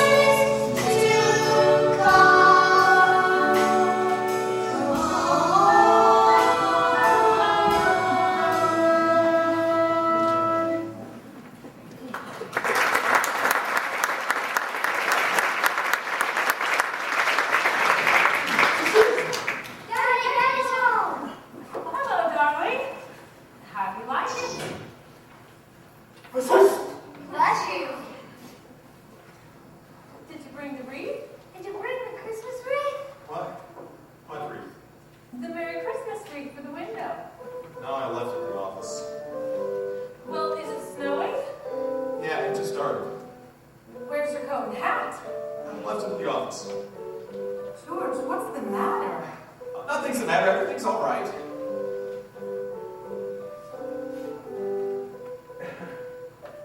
Go on, Pete. You can put the star up. Way up on top. That's it.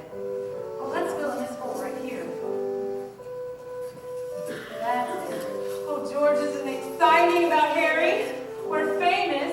I bet I had 50 calls about the parade and the banquet. Your mother, she's so excited. Let she keep playing that. But I have to get ready for the party tonight, Daddy. Mommy says after the party, we can stay up till midnight and sing Christmas carols. Can you sing, Daddy? We better hurry and shave. Families will be here soon. Families? I didn't want the families here. Excuse me. Have a hectic day? Oh, yeah. Another big regular day for the Baileys. Daddy, the brass next door have a new car. You should see it. What's the matter with our car? Isn't it good enough for you? Yes, Daddy. Excuse me. Excuse you for what? I heard. All right, darling. You go and see what little Susie wants. Suzu? What's wrong with Suzu? Oh, she's lying on the couch. She caught a cold coming home from school. They gave her a flower for a prize. Well, she didn't want to crush it, so she didn't button up her coat. Well, what is it? A sore throat or what? Oh, it's just a cold. The doctor says it's nothing. The doctor was here. Yes, I called him right away. He says it's nothing serious. Is she running a temperature? What is it? Oh, just a teensy one. 99.6. She'll be all right. Gosh, it's this old house. It's wonder all of us don't have pneumonia in this drafty old barn. Might as well be living in a refrigerator. Why do you have to live here anyway? Stay in this crummy old town. George, what's wrong? What's wrong? Everything's wrong. You call this a happy family? Why do you have to have all these kids? Daddy, how do you spell frankincense? How should I know? What do you think I am? A dictionary? Janie, stop playing that. Susan's trying to rest. But I have to get ready for the party tonight, Daddy. Okay, just stop for a minute. You can play a little later. Hi, Daddy. What's the matter with you? I want a flower. Oh, where do you think you're going? I want to give my flower a drink. No, you just give it to me, all right? And I'll make sure it gets a drink. Look, Daddy, pasted. The petals came off. Okay, I'll just fix these on here.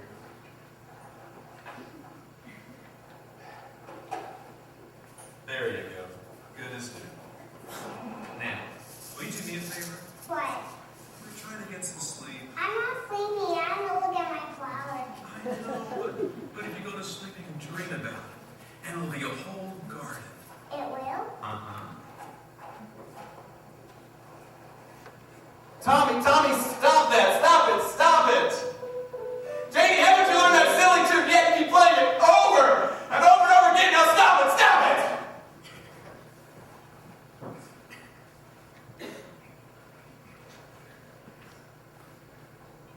I'm sorry, Mary. Janie, I'm sorry. I didn't mean to go over and go practice. I owe you an apology too. What else you want to do? Nothing, Daddy.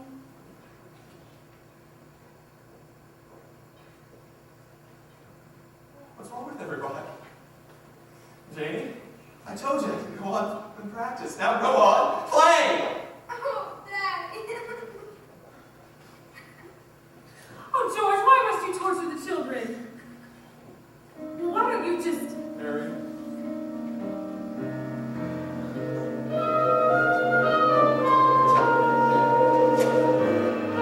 Bedford 247, please. Is Daddy in trouble? Yes, baby.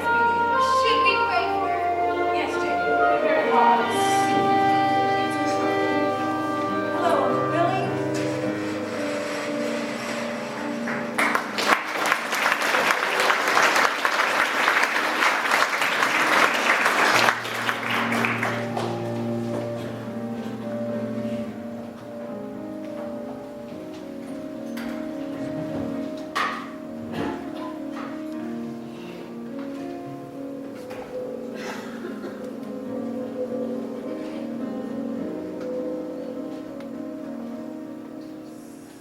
Mr. Potter, I need your help. Through some sort of an oversight, my company is short in their accounts. And the bank examiner's up there today, and, well, I've got to raise $8,000 immediately. Oh, so that's what the reporters wanted to talk to you about. Reporters? Yes, they called from the building and loan. There's a man from the DA's office there, too. He's looking for you. Mr. Potter, can't you help me? Please, please help me. Can't you see what this means to my family? I mean, I'll pay you any sort of bonus on the loan, any interest, but if you even still want the building and loan, why, I could... Well, is there some sort of discrepancy on the books, George? No, the books are fine. I just misplaced $8,000. You've misplaced $8,000? Yes, sir. Have you notified the police? Well, no, sir. I didn't want the publicity. Harry's homecoming tomorrow. They're going to believe that one. What's going on, George? Playing the market with the company's money? No, sir. No, sir, I haven't. What is it? A woman, then? You know, it's all over town you've been giving money to Violet Beck. What? Not that it's any of my business, but why come to me? Why didn't you go ask Sam Wainwright for the money? He can't be reached. He's in Europe. Well, what about all of your other friends? Oh, Mr. Potter, you know they don't have that kind of money. You're the only one that can help me. I see. Suddenly I've become quite important. Well, what kind of security would I have, George? Do you own any stocks? No. Any bonds? Real estate? Collateral of any kind? I have a life insurance policy. $15,000 value. I see. And how much equity do you have? $500. $500? What? You're worth more dead than alive.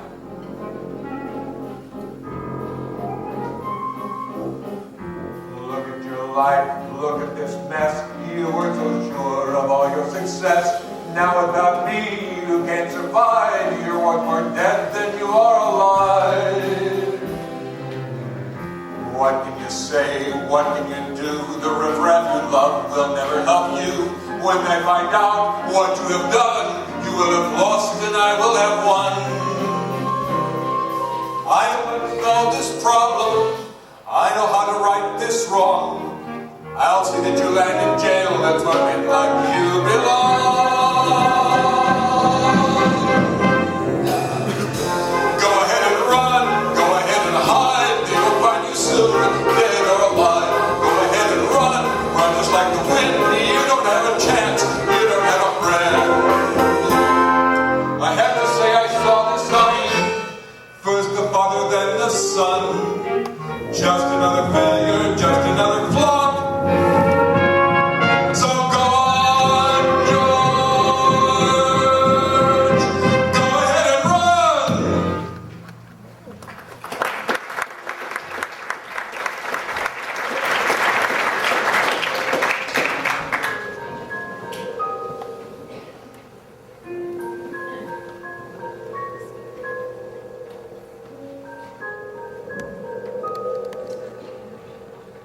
I'm not sure if you're up there.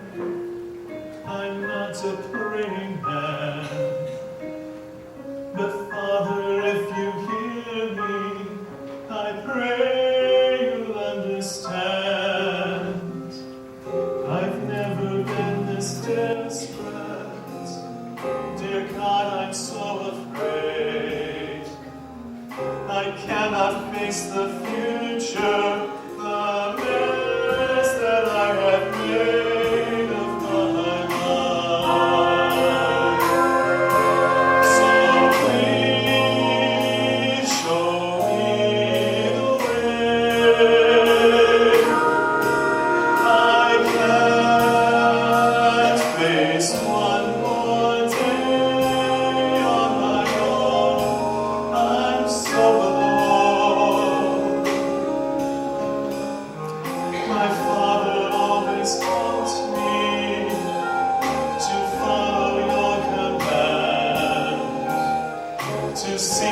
for tomorrow to see your perfect plan. But all I see is failure. I don't think I can cope with one more disappointment. Dear God, I lost all hope with my life. So please show me the way. I can't face one more day on my own. I'm so alone. Help! Help! Please! Someone! I can't swim! I can't! Please help me!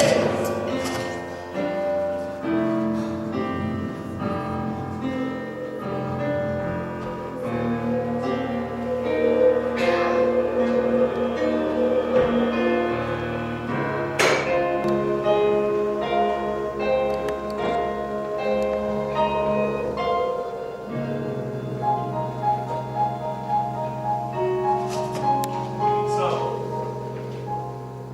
how'd you happen to fall in? I didn't fall in. I jumped in to save you. You what? To save me? Well, I did, didn't I? You didn't go through with it, did you? Go through with what? Suicide. I had to act quickly, and that's why I jumped in. I knew if I were drowning, you'd try to save me, and you see, you did. And that's how I saved you. Very funny. I'm the answer to your prayer. That's why I was sent down here, George. Hey, how do you know my name? Oh, I know all about you. What are you? Some kind of mind reader or something? Oh, no, no. Well, then what are you? My name is Clarence Oddbody, AS2. Oddbody? AS2? What's that AS2? Angel, second class. Oh. What's that you said a minute ago? Why'd you try to save me? That's what I was sent down for. I'm your guardian angel. I wouldn't be a bit surprised.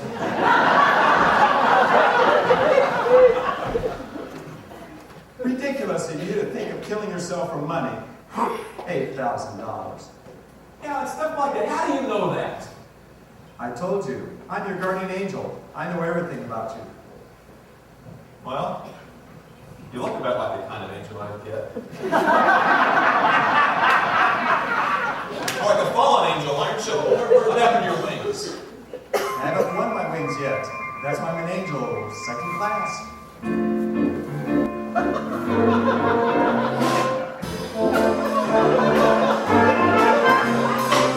I'm just a second class angel. I know that it's sad, but it's true. Because when you're a second class angel, you may be heaven, but you stick in the blues. I'm just a second class angel. I walk while the others fly by. Because when you're a second class angel, you can jump up on the very high. Now, George, you can help me, my friend. That's right, George, I'm talking to you. I could get my wings and a lot of other things if you'd only listen to the truth. I'm just a second class angel. I walk on golden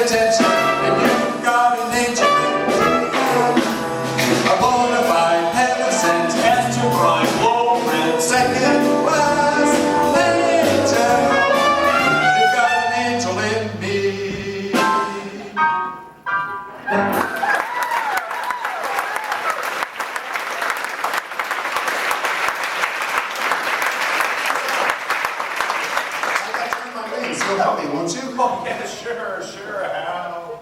By letting me help you. There's only one way you can help me. You wouldn't happen to have an extra $8,000 on you, would you? Oh, no. We don't use money in heaven. Oh, yeah, forgot.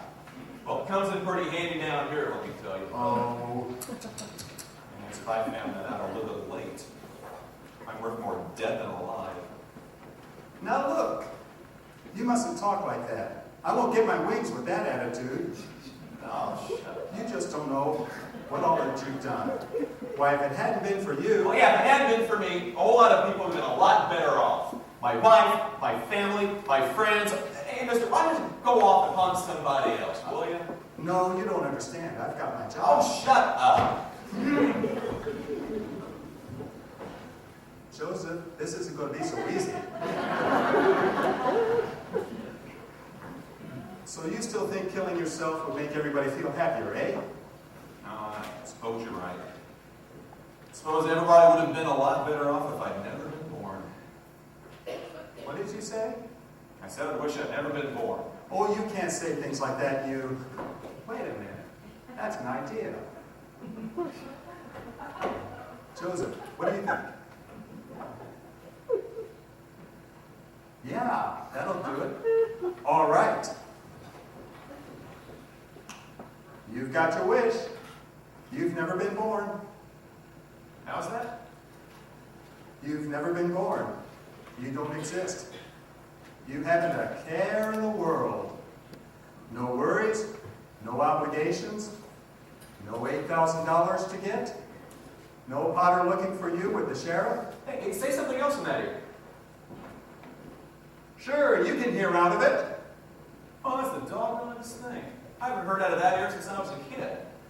Must have been that jump in the cold water. Hey, what's happened here? It stopped snowing. What happened? Doggonest thing? Say, let's say we stroll to town and see... Oh, I'm sorry. I'll stroll, you fly. I can't fly. Oh, that's right. You Haven't got any wings.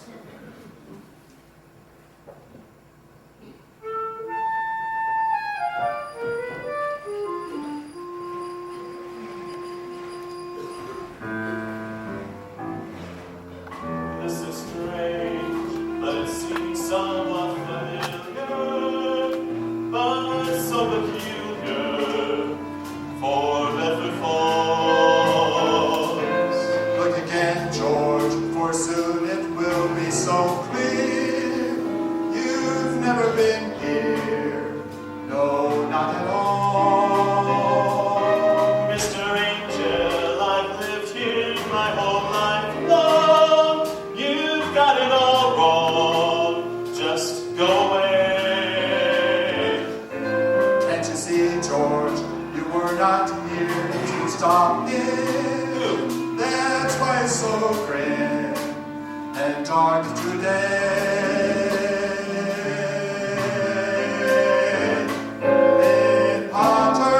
In Pottersville, where they wear a frown. Folks are ill in Pottersville. Can you guess who owns this town? Otter? Of course. Why do you think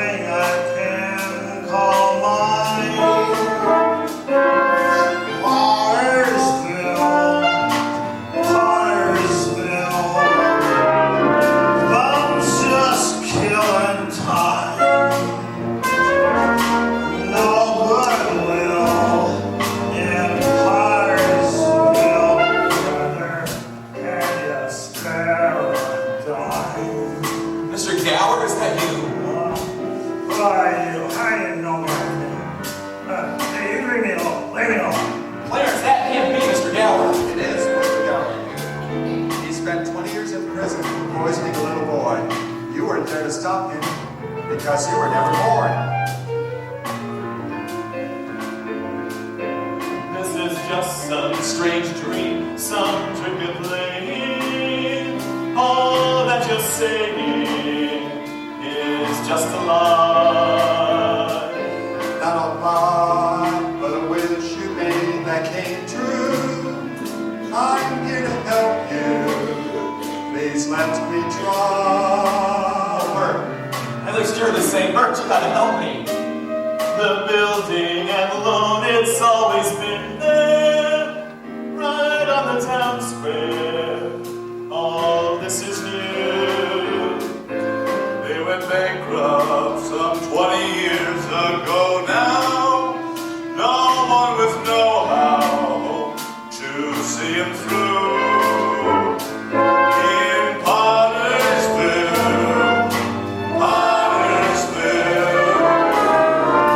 no one has enough. Like in in Pottersville, days are long and nights are rough.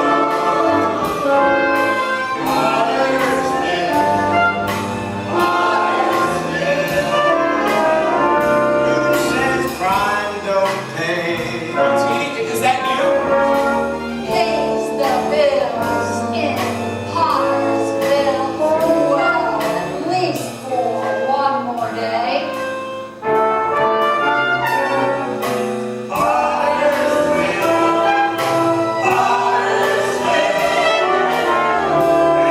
Every day's the same. Bert, it's me, George Bailey. And like you, Pottersville, no one even knows your name. Pottersville,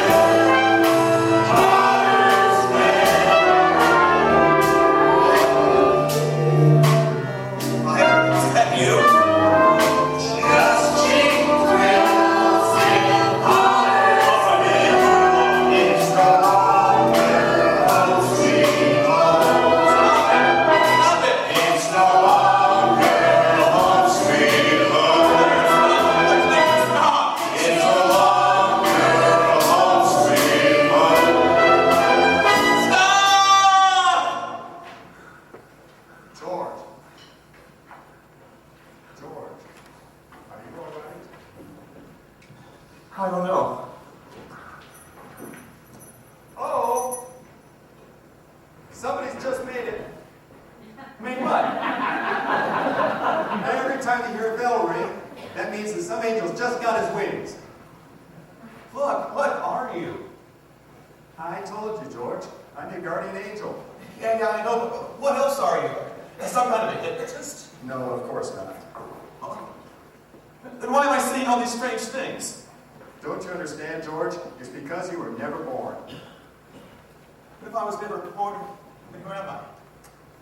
You're nobody. You have no identity. What do you mean no identity? I'm George Bailey. There is no George Bailey. You have no papers, no cards, no driver's license, no 4F card, no insurance policy. And they're not there either. What? Zuzu's pedals. You've been given a great gift, George. A chance to see what the world would be like without you. No.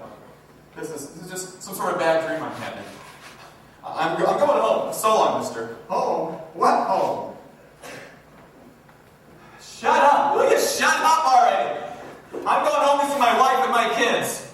I'm going home alone. You got that? George, you have no home. Don't you understand? You were never born. Mary? Petey? Janie, Tommy, Susie, where are you? They're not here, George. You have no children. What have you done with them, you old fool? Nothing, George. I only need to help you. Well, Mother, it's me, George Bailey. George who? George Bailey. Mother, I'm not sure you'd remember me. Get away from me! I don't know you! You're crazy! Oh, Mother, something terrible has happened to me. Something terrible has happened to everybody. I don't know what it is. Get away! I don't know you!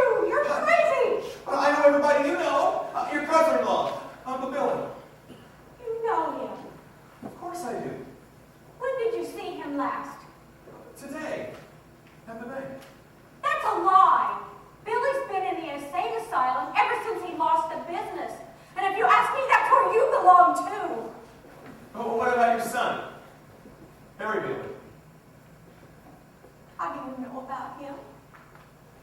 He's my brother.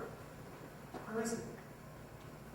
Harry Bailey broke through the ice and drowned at the age of 9.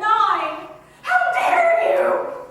Clarence, that's a lie. Harry Bailey went to war. Harry Bailey got the Congressional Medal of Honor. Harry Bailey saved the lives of every man on that transport.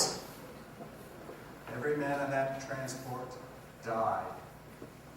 Harry wasn't there to save them because you weren't there to save Harry. No, wait a minute. This is some sort of spell they've got me under. I'm going to get out of it. I'm going to get out of it. George, you've known the answer your whole life. You have just never accepted it. What are you talking about? Don't you know how Mary has prayed for you? Don't you remember what your father taught you about faith? Well, somebody once told me you can't feed your family on faith alone. And I'm short $8,000. So unless you're going to pay that bill, I don't think my faith is worth very much.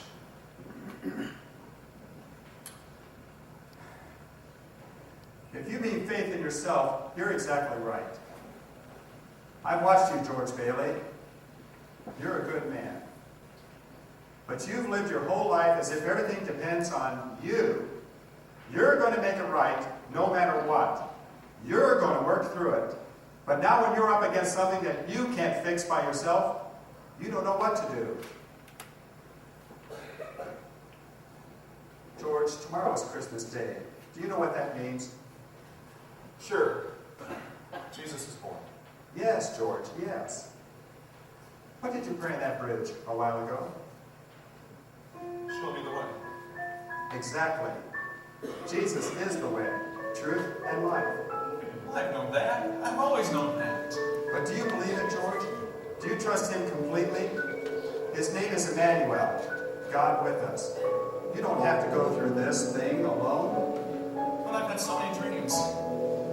To be somebody. You are somebody, George. You see, George, you really had a wonderful life. Don't you see what a mistake it would be to throw it away?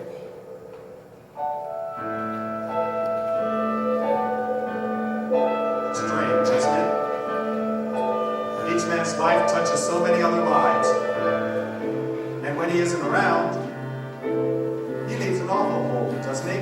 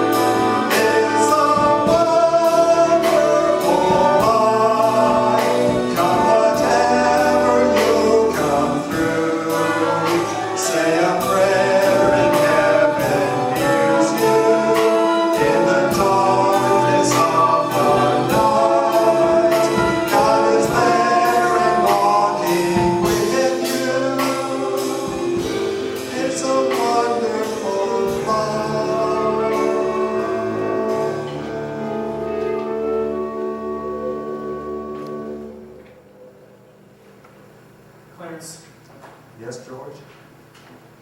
Can I see Mary? Oh, well, I can't. I'm not supposed to. Please, Clarence. You're not going to like it, George. Mary? Mary, it's me, George. Don't you know me? Well, I don't know you. Let me go. Mary, what's happened to us? Mary, I need you. Don't do this. No, let me Mary, go. These are kids. Mary, please help me. Please, Mary, listen to me, Mary. Let go of me. That's my wife. Bert, it's me, George Bailey. Look, Phil, I don't know any George Bailey. Where do you get off calling me Bert? I don't know you. Hey, come back here.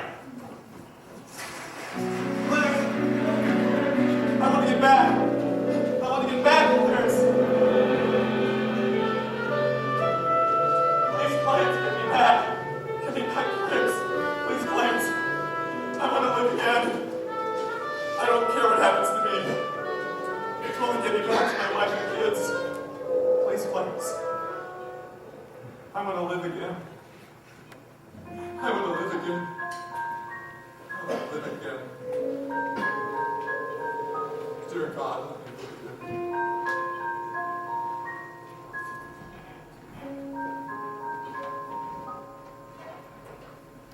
Dear God, I want my life back. I want to live again.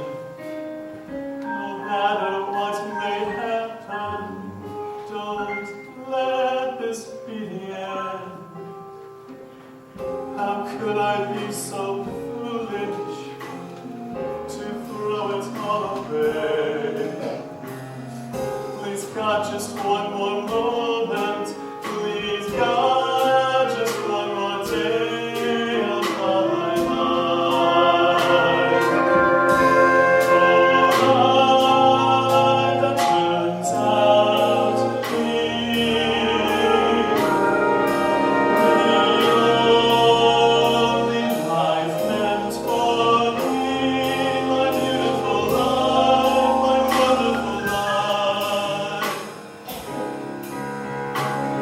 I had a wife and family, a blessing from your hand, and friends I loved who loved me, and now I understand.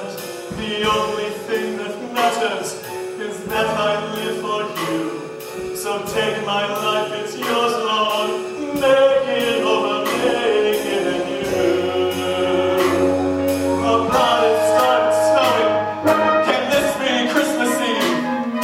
I know now what's been missing, to trust God and believe in my life. So please show me the way. I can't face one more day of my own, my beautiful life. It's a wonderful life.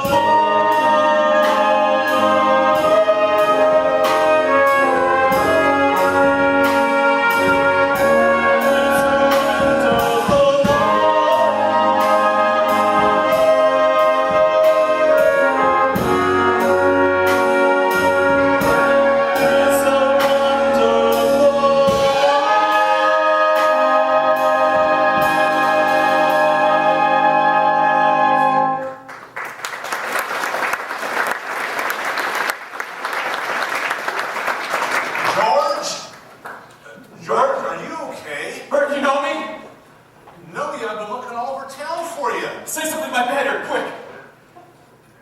Hello, George. Hot dog, I can't hear a thing. Susan's pedals. Susan's pedals. They're here. They're here. Bert, what do you know about that? Merry Christmas. George. Merry Christmas, Bedford Falls. Merry Christmas, yo beautiful building you love. Merry Christmas, everybody. And we're on our Merry Christmas. Merry, where are you? Merry Christmas. Merry kids, Merry Christmas. Merry, where are you? Merry, where are you? Merry. Hello, Mr. Becky Examiner. How are you? Mr. Bailey, there's a deficit. I know, $8,000. Isn't it wonderful? George, I've got a little paper here. And I bet it's a warrant for my arrest. I'm going to jail, isn't it great? Have you seen my wife? Mary? Mary? Kids? Where are you? Oh, kids? Oh, let me hold you. Oh my gosh, you're so real. Oh, kids, have you seen your mother? She went looking for you with Uncle Billy. Mary! Mary! Oh, Mary! Oh, are you real? Are you real? Let me hold you. You have no idea what's happened to me. You have no idea what's happening. You stand right here and don't move. Don't move. It's a miracle, George. I hear him coming now. Uncle Billy, everyone in here. Isn't it wonderful? Isn't it wonderful? Mary did it, George. Mary did it. She told a few people you were in trouble. They scattered all over town collecting money. They didn't ask any questions. They just said, if George is in trouble, count on me. You've never seen anything like it. Hey, George, I've got a big bowl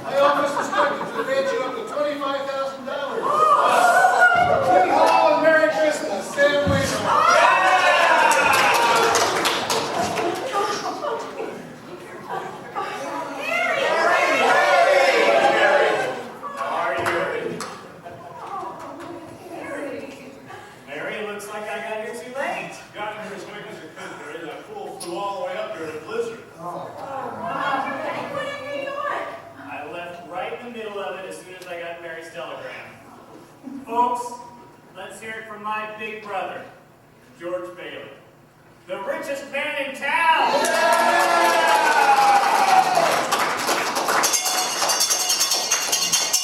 Say, George, the sergeant says you can have the whole pot this year.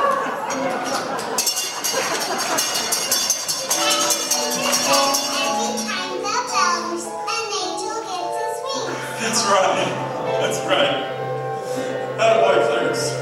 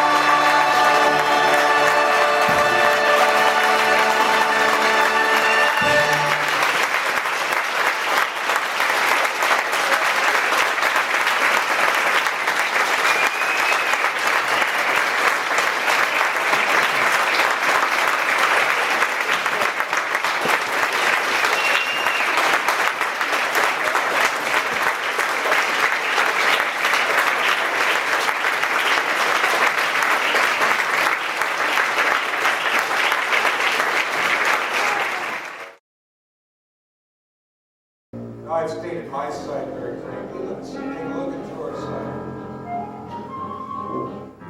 Look at your life.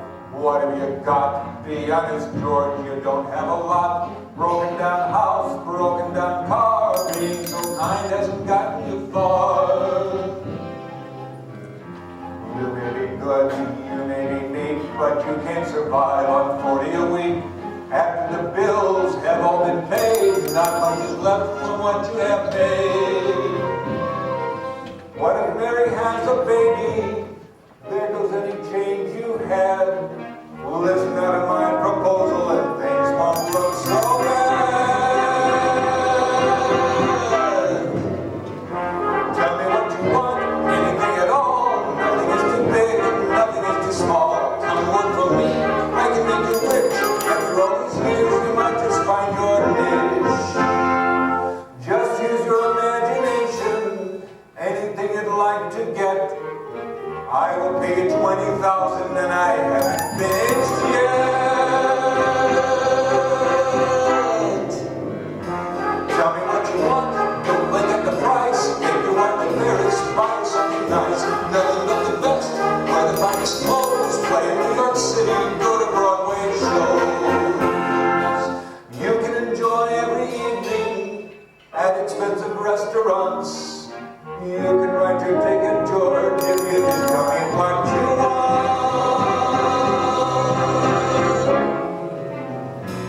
What do you think? What do you say? Listen, my boy, it's your lucky day. Quick, close your eyes. What do you see? It can be yours if you agree. No more distress, no more to strain. The building alone, no longer a pain. Everyone else left behind. Now is your chance to find peace of mind. I know you have many wishes, and I'm sure you dream some dreams. You can trust me with your future, George. I'm a man of means. Tell me what you want, let me make it clear. You can do a lot with 20 grand a year. If it's not enough, make it 25. The moment you have waited for has just arrived. I know you're not used to money. Living well is not a sin. Go ahead and drop your anchor, George. Your ship has just come in. Tell me what you want. Go for something new. I have made my offer. Now it's up to you. I know that you're smart. If you want the moon, sign the dotted line and you can have it soon. Someday you may have a daughter. She could be a debutante. Do it for your family, do it for yourself. But come on, George. Tell me what you want.